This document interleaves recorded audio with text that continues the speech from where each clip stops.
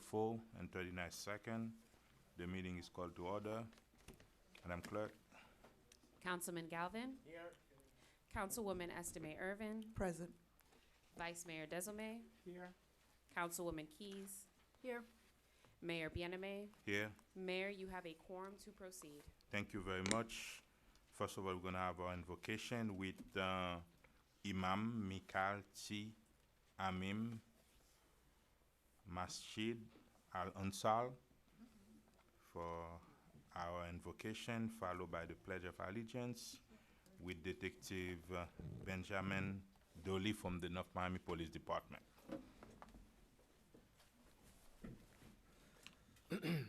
Thank you for having us, Mr. Mayor, councilwomen, and councilmen. It is with great pleasure that we give this invocation this evening here at the city of North Miami. With the name of God, most gracious, most merciful, thee do we worship, thine aid we seek. Show us the straight way upon those whom thou hast bestowed thou grace, and who go not astray. Guide this council this evening with the consciousness of delivering services for this great city by which they preside. Thank you. Thank you. A pledge of allegiance. Place your right hand over your heart. I pledge allegiance to the flag of the United States of America and to the republic for which it stands, one nation, under God, indivisible, with liberty and justice for all.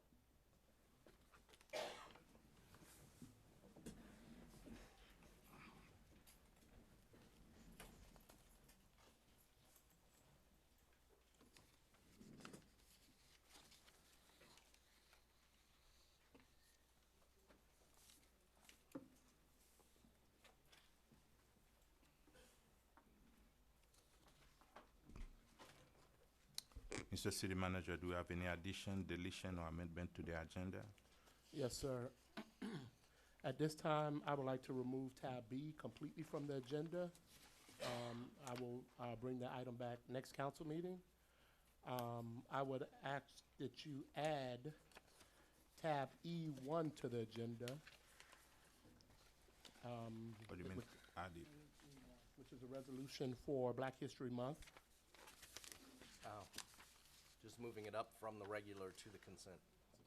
No, I'm just adding it to the agenda. It wasn't published initially, so Oh, this okay. is the right place to officially add it to the agenda. Okay, it's tab E1. Yes, sir. Okay. And I would also like to, It's gonna be part. It's gonna be part of the consent. No, No, it's not sir, gonna be since it's an add-on, it's gonna require a vote. It's a supermajority vote to add on any item. Okay. You don't need a supermajority to add the item. You need 4 votes to add it. Yes, sir, per your charter. Motion to add. Second.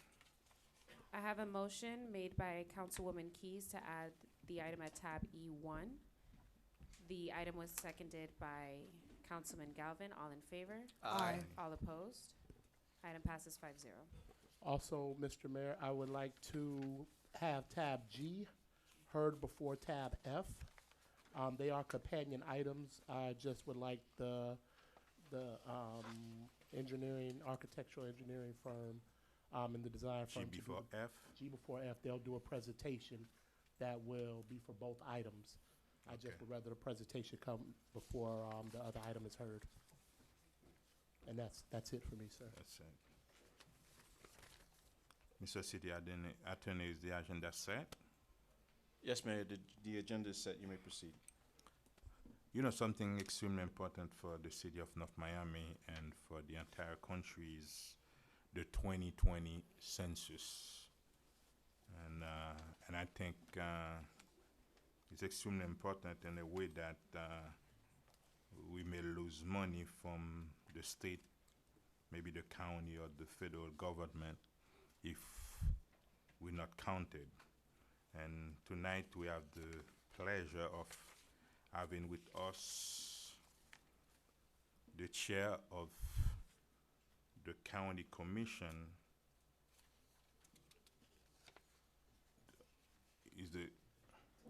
we have Commissioner Esteban El Bovo Jr. He's the chair of Miami-Dade County Census Task Force. You know, Commissioner Bovo was first elected in 2011. In 2016, he was appointed as the chair of the county commission, and he's been a commissioner in Miami-Dade County since 2011. Now he's the chair of the advisory board for Miami-Dade County Census Task Force. And thank you for coming tonight and give us an update on the census, and happy to see you. Thank you. It's a pleasure to be here, and I apologize if I'm turning my back to you. It's Yes. a little awkward, not sure which way I should be It's looking. more important to address Very the well. audience, So- and that's fine. So no disrespect. Whatever you please. Thank you. Thank you, Mayor and City Council and all dignitaries for allowing me to be here. As I told one of your council members a little bit earlier, I come in peace and I come in a friendly posture. And the county wants to congratulate the efforts of the city as it prepares itself for Census 2020. Perhaps the most important thing that we could do as U.S. citizens and residents of this great nation is to participate in the census. And the impact of our participation will be experienced over a 10-year period, where funding sources that are tied to education, healthcare, transportation, housing are all really based on how much population do you have in your community.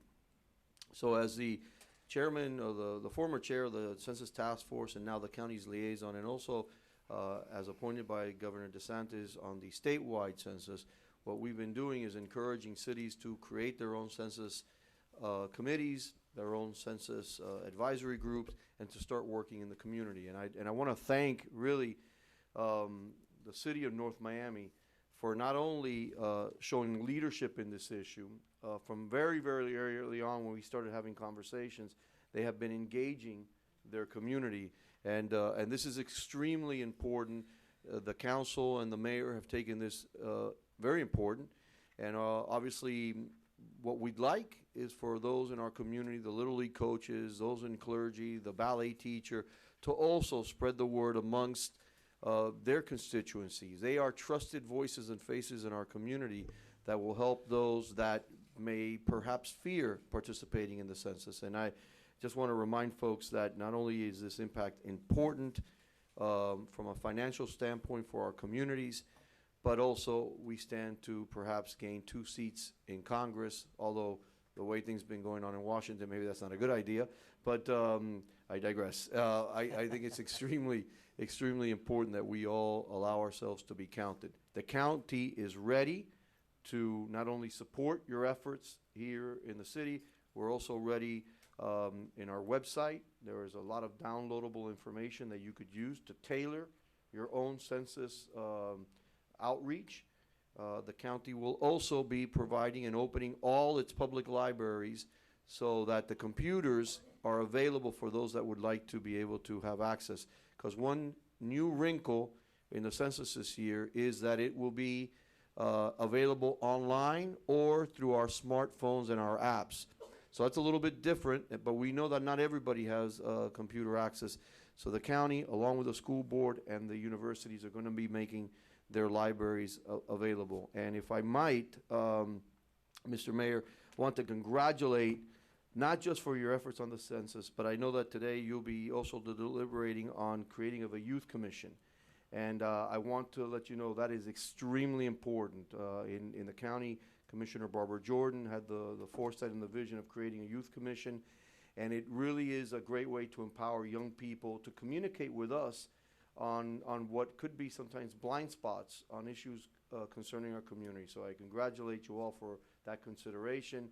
And I'm available for any questions, although I think you guys are taking this in the right direction, and we truly appreciate it on behalf of the county. Do you have any question on the dais?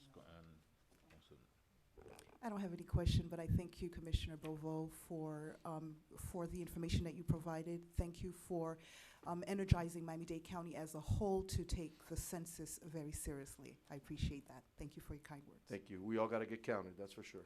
When officially we're going to start? Well, we've, report. we've in essence have already started the drumbeat, and as I've told the task force members that this should be getting louder and louder, but I think there are a couple of dates we should all keep in mind are critically important. On March 12th is when we will start receiving a prong, so to speak, or an indicator to go ahead and start going to your computers and start filling out the information. You don't have to wait until April 1st, which is the official census day. You can begin immediately. So as of March 12th, we would hope that everyone starts filling out their census information. As I said earlier, it's going to be by computer. If you have not done it by April 1st, the Census Bureau will send a reminder to folks sometime in mid-April that if you haven't done it, hey, please go ahead and do so. And that reminder may come attached with a long form. Folks can still fill it out the same way we did it 10 years ago, which basically is a form. And you could also do it via phone. If that still hasn't energized you, you're busy, things are going on, you haven't filled out the census, please take note that census takers will begin knocking on your door come the month of May. So we want to avoid you having someone knock on your door. So let's avoid the knock. Let's fill out the census before that. And the hope is that the census will wrap up all its operations by the end of June, July, so that we could go ahead and do the official count. Something to remember, that in the last census go-around, Miami-Dade County participated at a 74%. That meant we left 26% of our residents unaccounted for. And my friends, we left millions and millions of dollars on the table. So it's critically important that we focus our energies here. There is no citizenship question. The information is protected. The president, the Congress, no government agency has access to the information for 72 years. What the government is interested in is just the simple data. How many people are in a community, what their ages are, so we can measure long-term how we fund projects. So I have forgotten that as part of my presentation, so now I got it in. You have another question, Vice No, not Mayor? a question. Okay. No, not a question, Mr. Mayor. Thank you, Commissioner Bovos, for for being here today. North Miami, as you said, we are as ready as we can, and I think we have one of the best plans in the county as one of the cities that's going to ensure that all of our residents are counted and do what we do. We're not as close as the county last time, but we are shooting for 100% this time. So hopefully this will be it. Thank you, sir. That What is is- the hope. What would be the deadline to send the applications? The deadline for census normally would be sometime around the end of May. Okay. Although census operators are going to be in our community for those that have not filled it out. And so it's important that once we get it, we participate and get it over with quickly. I've seen the sample questions. There's nothing that requires Social Security. There's nothing in there that I would deem dangerous as far as participating. It's name, level of education, how many people in your home, ages, those kind of things. One thing to please take note, and it's something that we want to be mindful of, is that because many know that the census is coming, there's already been some movement of people mailing things that say census on it and may ask for personal information. Just beware. The census has not officially sent out anything to anybody, and that won't happen until March 12th. And Mr. Mayor and Council, you'll all be invited March 12th, and we will host at the county a press conference, which is the first official date where now we are beginning the census and the process of answering the census question. So you will all be invited to that so that you could speak to your community, and we want to show a united front across the board in Miami-Dade County how critically important this is, and hopefully with a collected effort, and I'm sure we get to 100, but we have set a goal of trying to get to 90%, and if we do that, then we did a heck of a job. Thank you very much. Thank you, Mayor. Thank you very much. Thank you all. Thank you for your attention. Thank you.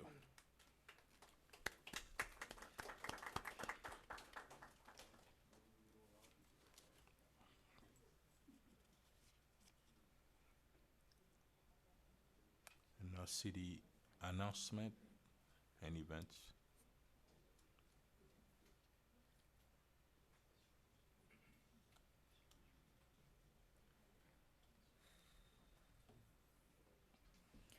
Good evening, Mayor, Council, staff, North Miami neighbors and guests. My name is Eunicia Baker, and I'm the Senior Public Information Officer.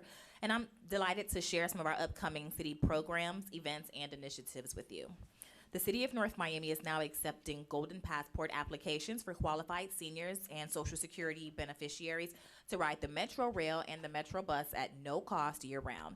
To sign up, visit the City of North Miami's Customer Service Center on Monday, Tuesday, and Thursday from 9 a.m. until 2 p.m.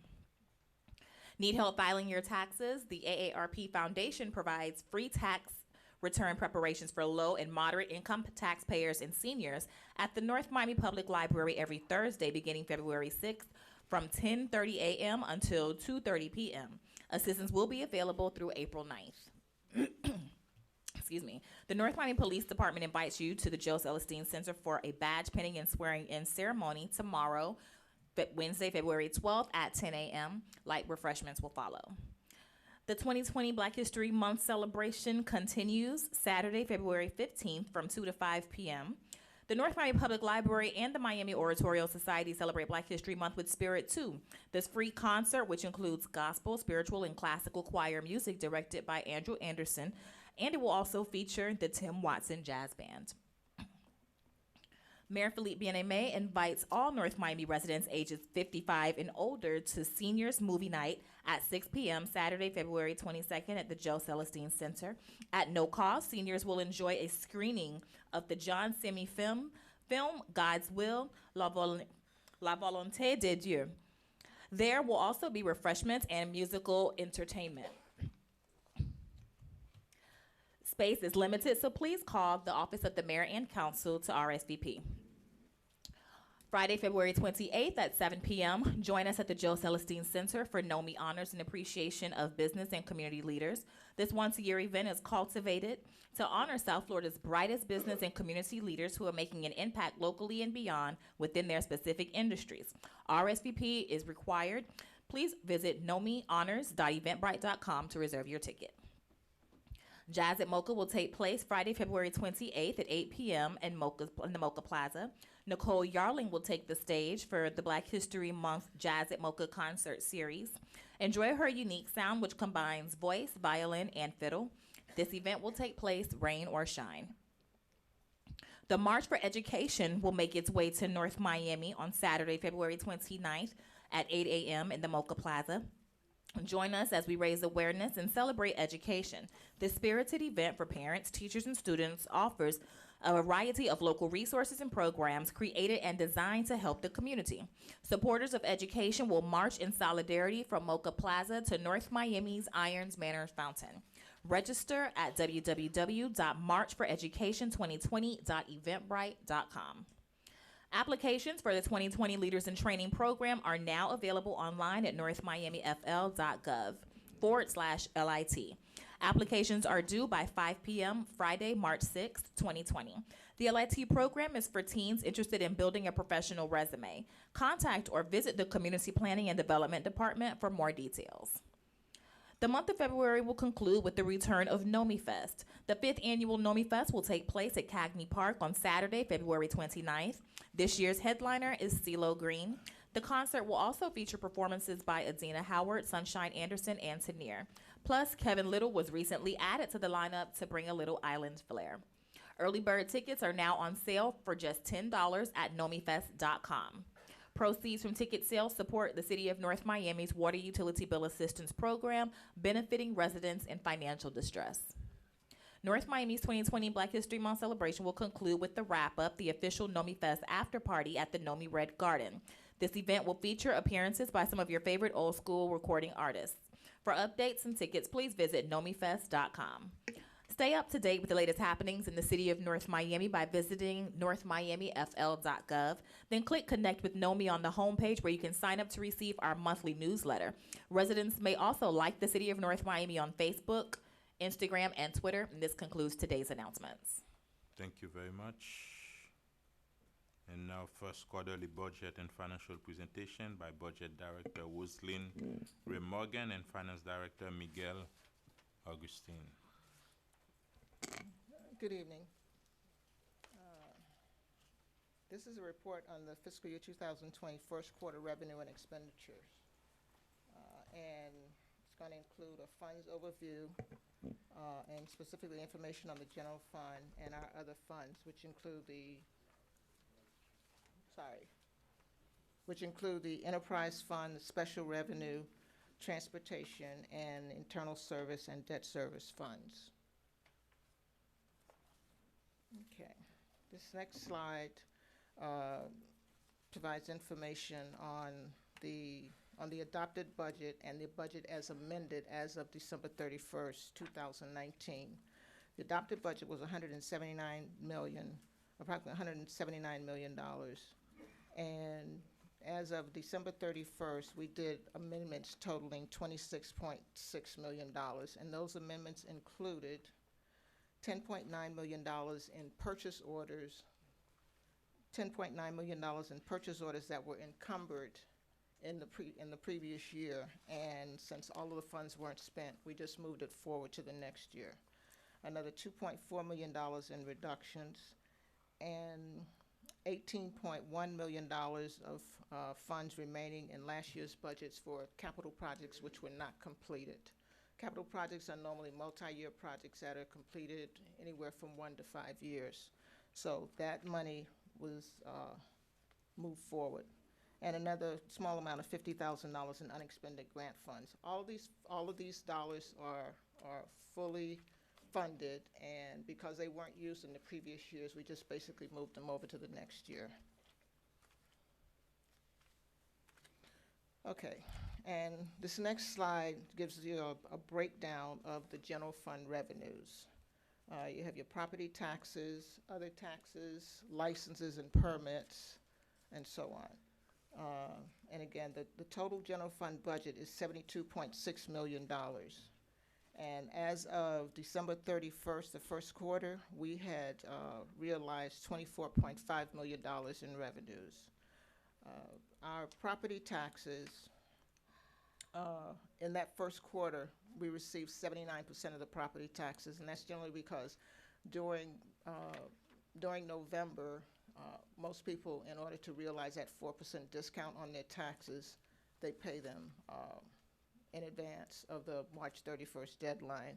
Also, if your property is mortgaged and you have it and your taxes and insurance are escrowed, your mortgage companies are required to take advantage of that 4% for you.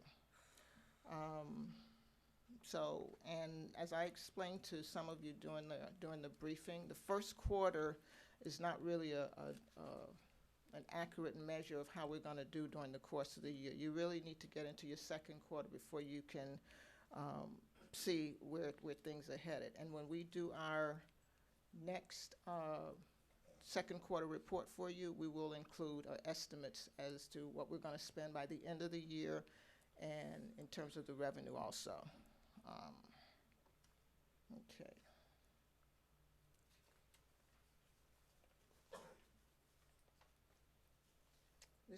This next slide is a breakdown of the general fund budget by department. Okay, and again, that's $72.6 million. Most of the departments, generally in the first quarter, we say that if you're 10% below or 10% above, that's not really a big issue, because there are a lot of things that are going on in the first quarter. You're making annual payments, you're making a full year's payment within that first quarter, or there are other things that you purchase for the full cost in the first quarter. So it's not, like I said, it's not really that critical. Most of the departments are basically in line with the 10% below and the 10% above, with the exception of the police department. And the reason for that is because they have our pension costs for our defined pension benefit plan. We're required to make that payment on October 1st. And the police department's portion of that is about $5.4 million. And so that's the basic reason why they exceed the threshold that we noted. The next slide, we talk about our enterprise funds. There are three currently. There's water and sewer, the water fire flow demand, and the stormwater account. So the revenues sort of, they're not, because of the way our collections are in the first quarter, they're billed at different times. Like the quarterly billings are done in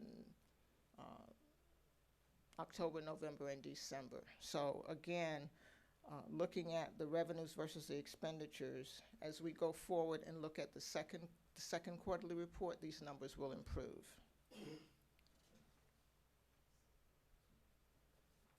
Next is our special revenue funds. And those funds include our federal grants, state grants, our CRA money, and some miscellaneous grants, and also police grants. The federal grants are reimbursable, so we have to spend the money first before we're reimbursed. And the SHIP grants, which is the State Housing Initiative grant, that grant, we normally receive the money in advance. However, we book it as deferred revenue because we can't recognize it until we have expenditures to record against them. And then we have our transportation funds. Our transportation funds, that consists of the half-cent surtax that we get from the county. And that amount, it lags. The county is normally sometimes 1, 2 to 3 months behind in sending us our payments. But we do get everything by the end of the year. We are made whole. And then we have our local option gas tax. And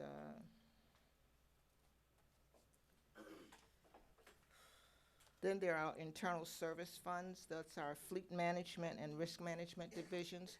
Those two divisions are funded by departments, and a portion of the funds are allocated to each department. And what we do is that money is transferred on a quarterly basis. And however, the amount for the first and second quarter will take place in the second quarter, as we didn't realize them here on the revenues. But we do have expenses. But it's important to point out that the budget that's here, the $13.1 million, all of that money will be realized by both of those divisions. And basically for risk management, it's the funds that they get covers the cost of the premiums, the administrative charges of a third party and a third-party administrator, and any claims that we may have. And the fleet management is basically for departments are charged for their use of vehicles and maintenance of the vehicles and the use of our motor pool. And then finally, there's our pension loan repayment. That was a pension bond, I believe it was taken out in 2010, 2011, and a pro rata amount is allocated to each of the departments. So that money comes back in and is transferred over to our debt service, and the finance department makes the payments on those. And that's it. Do you have any questions?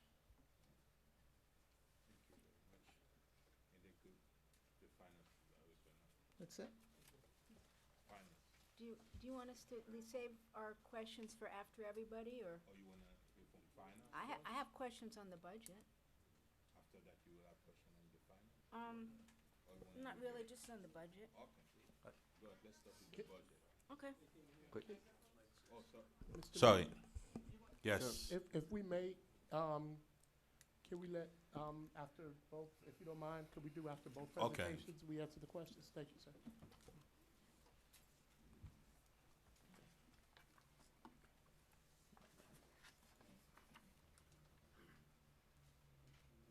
That's it. Okay, so Miguel Augustin, Finance Director. Today I'll present the first quarter balances for the cash balances as well as the investments as of 12/31/2019. Okay, So as of December, the first slide here presents the balances as of 12/31/2019 for the cash as well as the investments compared to the prior quarter end, which was September 30th, 2019. So the daily investment account, which is the city's operating account, had a balance of 30,687,502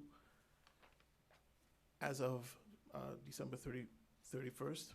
That balance was 23 million as of September 30th, 2019. The reason for the increase is that in November, December, we start getting our property taxes from the county. So that's the major increase for why the balances are higher than the previous quarter. The other accounts, the utility deposit account is used to record the deposits that we collect from various customers in the utility department.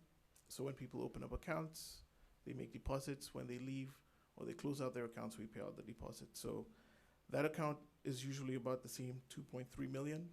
It just varies slightly because of additions and subtractions of new customers. The other accounts, the flexible spending accounts, those are accounts tied to third-party administrators for the flexible spending, flexible benefits, the AFLACs and so on. When people put in claims, they draw from those accounts, but those balances are relatively small. Okay, so then the lockbox account at Wells Fargo is where customers make payments. When people make payments by mail, they go to this Wells Fargo account. It's essentially a zero balance account because once money is deposited in here, it is transferred over to the operating account. So any balance that's in there at the point in time that the statements are presented, which is in this case 12/31 and 9/30, are just the balances in transit between the lockbox account and the main operating account. The Corvell account is an account used by a third-party administrator for risk management. That's where claims are paid out of, like health claims and so on. So we fund that account to be able to present when the employees have claims or health claims and so on. Those are paid out of that account, and we fund that as needed. So the balance that's in the account is based on the what's in the pipeline in terms of claims from the third-party administrator. So if they're aware that there are going to be a large number of claims coming up, they will ask for the funding up front so that they could have the funds to be able to make the payments. So the balances, the variance between the balances from one quarter to the next is just a function of that. Then we have the City National landfill account, which is at 12/31 was 8.1 million. That account is used to remediate the Solomia site. If you recall, previously this money was provided by the county to fund the remediation activities at the site.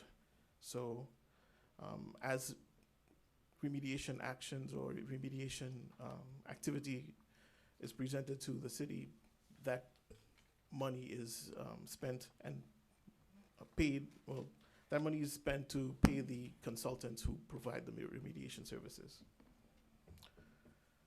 Okay, so next is an escrow account that for 7 million that was approved by the council back in April of last year.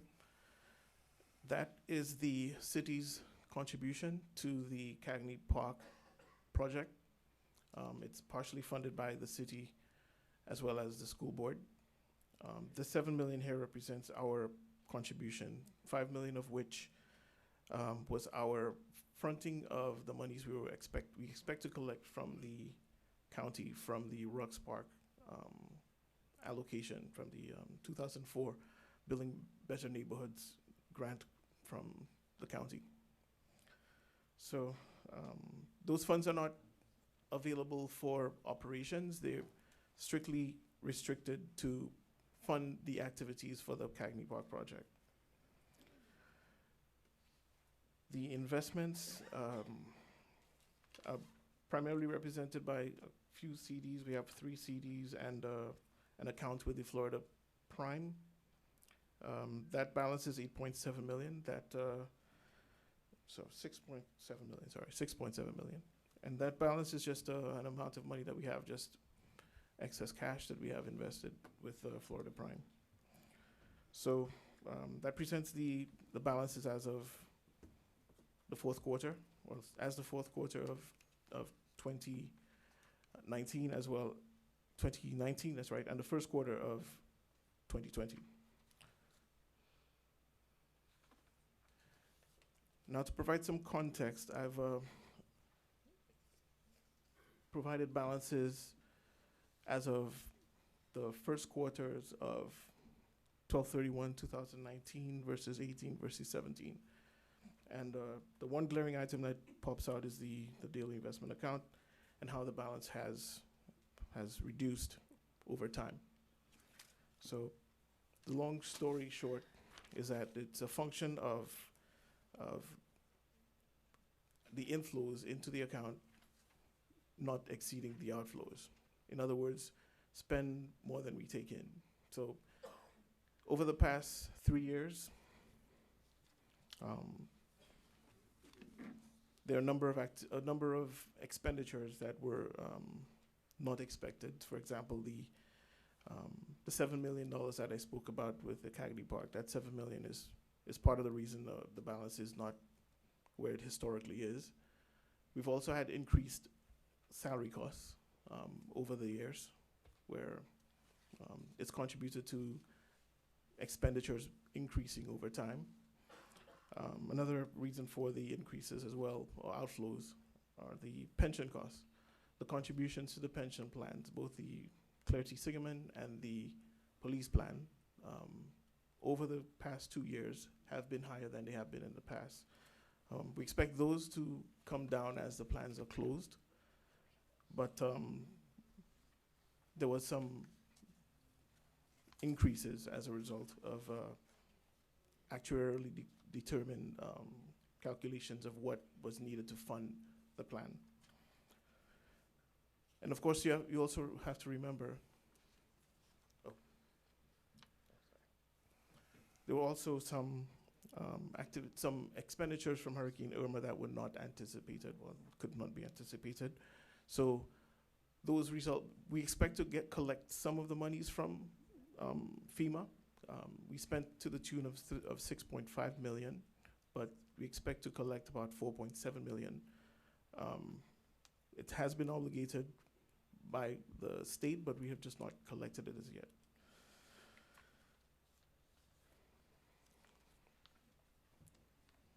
Another factor which affected the cash outflows versus inflows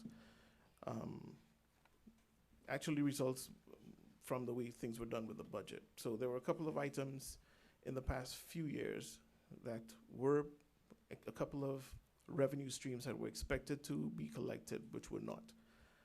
And we had expenditures in anticipation of those collections. And as a result, we had an operating deficit in a couple of years. So over time, when you have operating deficits, you're spending more than you're taking in, and that affects your cash balance eventually. So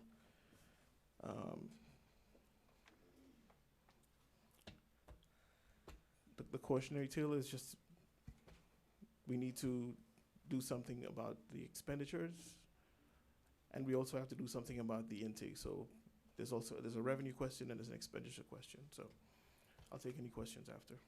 If I may, Mr. Mayor, just to, and Miguel did hint on it, the Cagney Park that he's speaking of, the $7 million that went into escrow, remember 2 million of it was the money that we were responsible for putting in.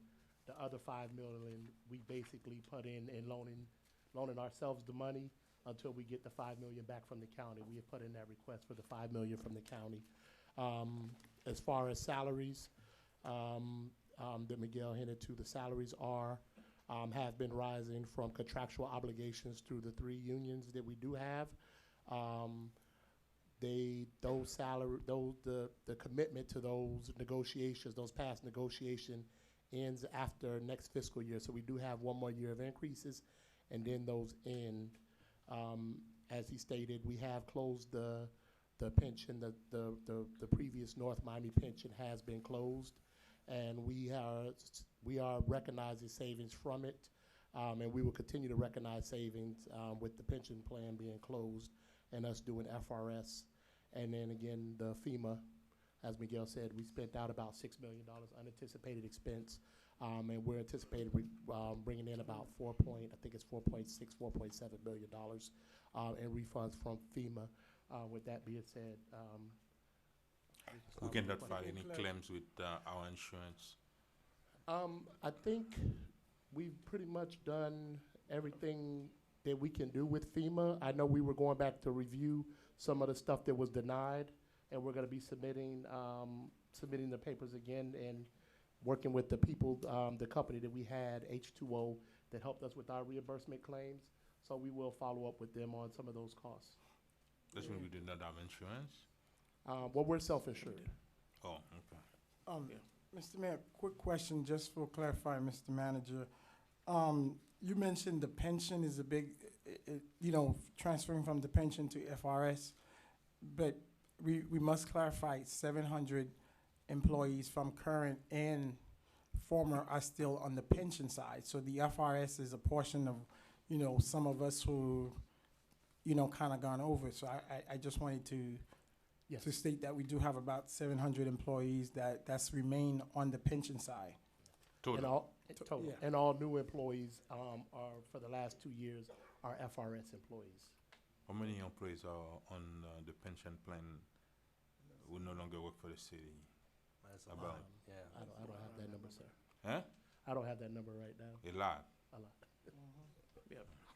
Thank you. About 400. How do we start with questions? So we're gonna ask Carol, you wanna start? Yeah, I think you answered the questions on the finance portion. What is the status of getting the $5 million from the county for Cagney? We've sent in the request.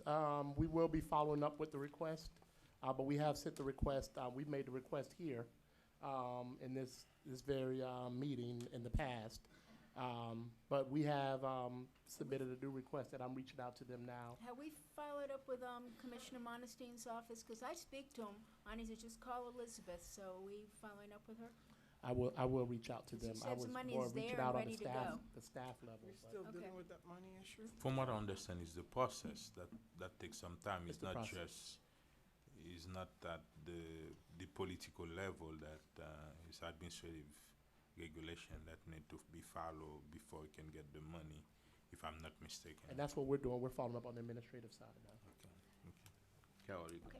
Yeah, I have questions on there are questions, requests on the budget, so, if Rosalind, you could come up, because I've been asking for a few things, but knowing we were having the budget discussion, went back online to review it. And I have requested that, whether it's online or that I receive a breakdown of the budget. Back in September, August, we got books like this with the budget. I believe this report was actually, this PDF of this was actually online during August and September. So I went back to look for it, because since it's not on, the budget right now is the kind of budget you would give to an investor, but not someone who wants to see what's really going on. It doesn't have any breakdowns. So I went back and I thought, well, at least I'll look at the PDF from the meetings. Those PDFs are not online. So they need to come back up from the two the two budget meetings. We need the initial PDF and the change PDF, please. So I'm asking for a breakdown of that budget. We've got line items with massive numbers with no backup. Not blaming you, but we need to be able to get that. The final budget, at the budget hearing, we had a $700,000 special events line item that was broken down to about 20 events. We all voted to reduce the amount of special events to 400,000. I know we still had a couple 100,000 in police. If you go to the budget now, the website still shows, in addition to salary of 136,000 there and 15,000 a vehicle, it's still showing $500,000 for special events. That number really needs to be 400,000. We'll make the correction. And then there is a, I have, that's on, it's like on page 16, I have it here. There's one line item in the budget right now that's about $321,000 for one event. It seems like it's only describing the Martin Luther King event, but that really has to be all the various Haitian Heritage, Black History Month, Hispanic Heritage. We had cultural events. All our events, they need to be listed so everybody knows what we have for those events. And right now, we just have a 320 lump sum, which is probably a little bit high. So this is just for the public. We're looking, and we have a book like that. We make a lot of comments during our meeting. We have numbers going this way and that way. I'm waiting for a final budget, but the final budget online is not what I want to look at. Okay. Super Bowl events are not part of the budget this year. There's a place where it talks about all the different items that came up and expenses for the Super Bowl. We had 4 days. There are certain numbers in there that possibly should go back over to the CRA, but there's numbers on the CRA that I haven't seen, should probably come back into, that's not budget item, but should come back into the Super Bowl expense. Some of the expenses, checks written out don't seem to conform to the contracts that I've seen. I want to see, clarification on the obligations of the promoters. So I'm requesting, and I believe staff is going to be giving us a complete report when you finalize all the expenditures, checks, money coming in, recoupment, so I won't even go there. One little thing we talked about, but nothing was said tonight at the CRA. The CRA gave a grant to the city for $2.5 million for housing. And looking on the budget, it's not called housing, it's called social services. And we're talking about moving it back to CRA, but we need to either clean up and change that. It is not social services, it's not allowed to be social services. It must be for housing assistance. So we either need to change it in the budget, or we need to get it back over to the CRA like we were talking, so. And Councilwoman, if I may, through the mayor, the social services, during the budget process, we moved social service and housing together as a standalone department. So that's why it comes off as social services. However, we did, I believe the transfer has already been made to put the $2.5 million back to the CRA. That was just a way for us to do it. So we've already made that transfer to put the housing money back, and all of the grant money will be spent through the CRA. But that line item for $2.5 million, I think it was line 500, that really needs to change the heading, because it was not social services, it was housing. So it was on the budget, even though we're giving it back, we can amend the budget to show that we gave it back or whatever. We don't need to amend the budget. We give the money back. It's not, we're not spent, but it needs to be clarified that it was a housing assistant. The money is, the $2.5 million is for housing. As a matter of fact, we spent two portions of that money, and it was grants from the CRA. CRA spent the money, some of that money on the side already. And the only thing that happened there, sir, if I may, is just the accounting and how the accounts are listed by name.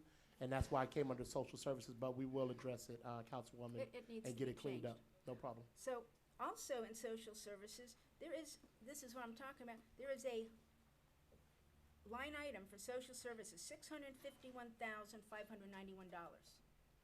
Period. End of story. I really would like to know where that money's going and what it's allocated to.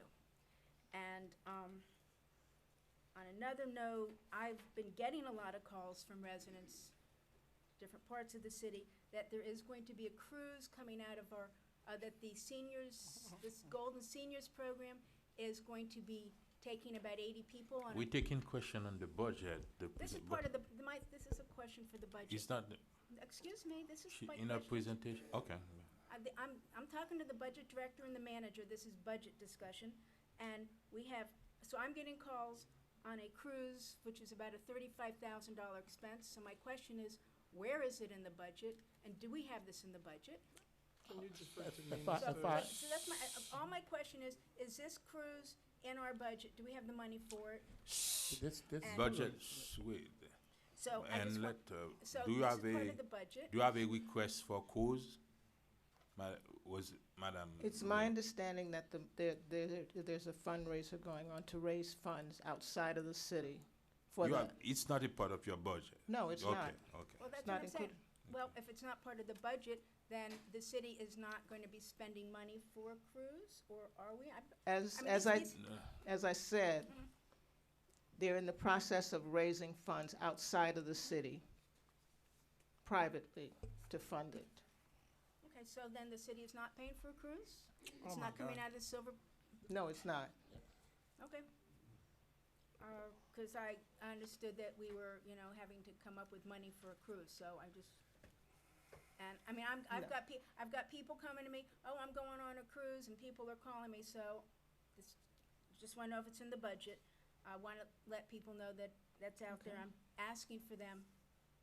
Okay, and basically, that's all I have. I can't ask any further questions until I can review the budget. I appreciate your review. That was a good presentation, but I would also like to review the budget to see where we ended up from last September. I haven't seen, I know you did your budget, but I need to see a breakdown so we can see where all this money is actually allocated to.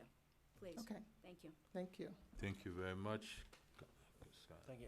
I just want to let everybody know that when there is a cruise for seniors set up, I better get invitation. I'm the only one old enough here to go. It depends on how you define. I've got an AARP card, so My questions, Mr. Mayor, through you to Miguel, through the manager to Miguel. You had mentioned that the only part of your review that you found to be glaring, and that was your word, glaring, was unexpected expenditures. And we've talked about Cagney Park. Mhm. You mentioned salary increases for staff. Some of that was union contracts. Can you break correct. that down a little bit more for me specifically? What's the overall dollar amount of salary increases, if you know it right now? And then what percentages union contracts and what percentages might have been something else? Okay, so I did an analysis looking at the 941 tax returns that we file every quarter. For 2017, total salary costs, salaries and wages was 27 million. For 2018, it was 31 million.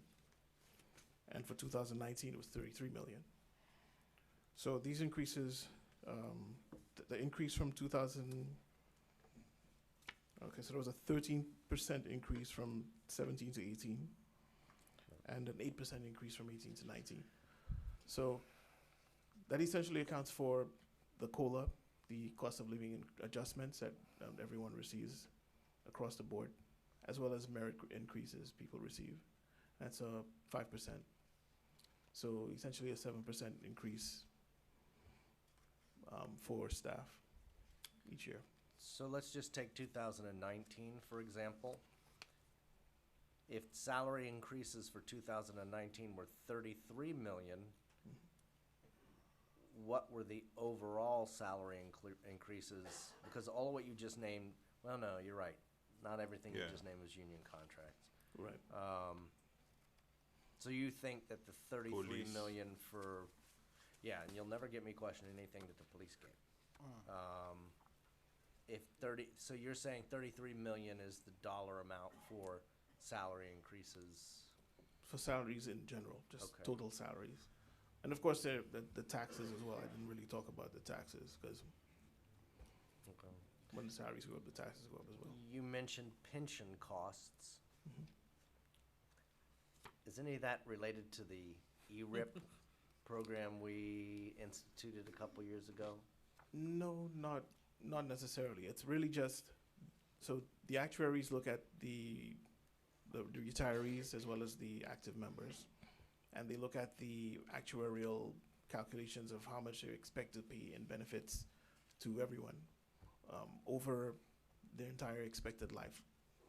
So just depending on the demographics of the members and the retirees, that varies, as well as the results from operations from the market, because that also plays a part. If we have a really strong result from the market, then that will help reduce the city's contribution. So if there's if the results of operations or results from the market are not as expected, then the city has to make up the difference. So, And then the last question I have, because the FEMA issue is pretty straightforward. You mentioned there was an issue with revenues not collected. What are the revenues not collected? well, specifically, in 2018's budget, there was a line item for $3 million that was supposed to be for a result of a land sale that we expected to close, but that never happened. Which land sale was that? I'm sorry. I think it was a Solomia? Solomia land sale, yes, sir. Correct. So We it was bu- included as an expected revenue, and it was used to balance the budget. Right.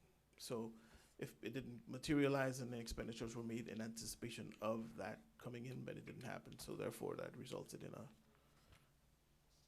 Okay. excess. Is that the only revenues not collected that you're letting us know about, or That's the one that's the most, the biggest one? the biggest one, exactly. And we Okay. have like variations between different line items, different revenues that were either underperformed or, but essentially that was the major one.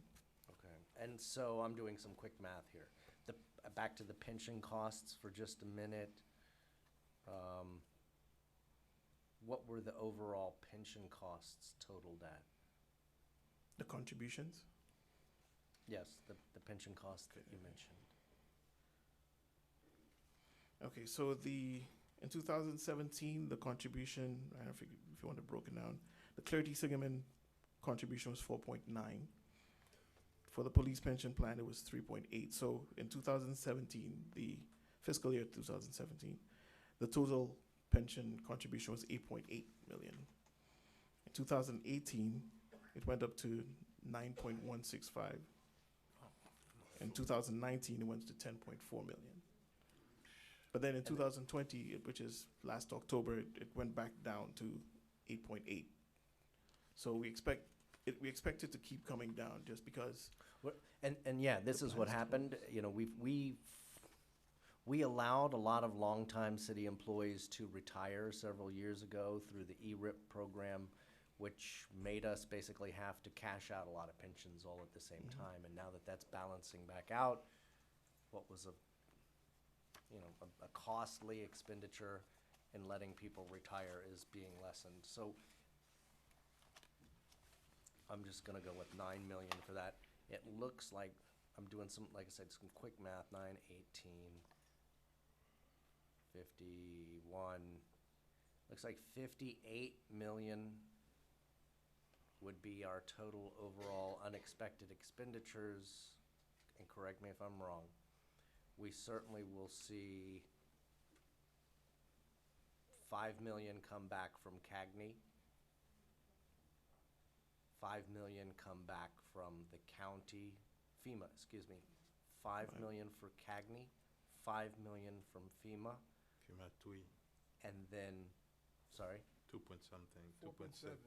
2 point something. Yeah, I It just- was 6.4, we received 6 4.7, something like 4.7, that. No, right, we so haven't I'm- received that yet. It's what Yeah, we yeah. expect to Well, we collect. should, right. Yeah. So I'm just trying to get an overall snapshot and then break it down to what we know is coming back. Okay, so we're gonna see approximately 5 million from the county for Cagney Park, approximately 5 million from FEMA for the hurricane, and then the revenues not collected, the 3 million. Well, we're about to Solomia. sell that same land for Right. 20 million, give or take. No, 10 Well, million. 10 million. So 10, 5, 5, That's 20. And a lot of the pension costs otherwise were things we can't avoid, you know, COLAs, merit pay, et cetera.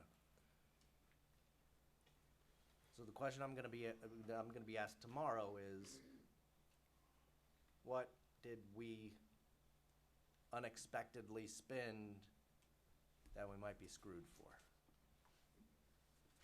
Sorry, that's layman's terms.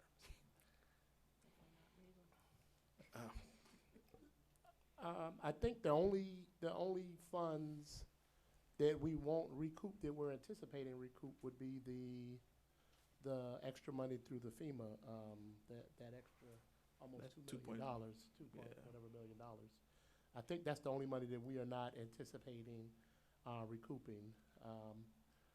So yeah, you're looking at a little bit less than 2 million from FEMA. And I'm glad we spent that money because residents wanted their streets cleaned. I mean, after that storm, they were like, well, there's garbage, what's going on? So looks like things are perhaps not as dire as some would have me believe, because most of this we're either going to recoup or we had to spend anyway because it was contractually bound, merit pay, et cetera. Police But- increase. And then we've got Solomia sales coming up too, that's gonna help, so. Right, All right, but- thank you, I'm sorry I got so technical, everybody. Okay.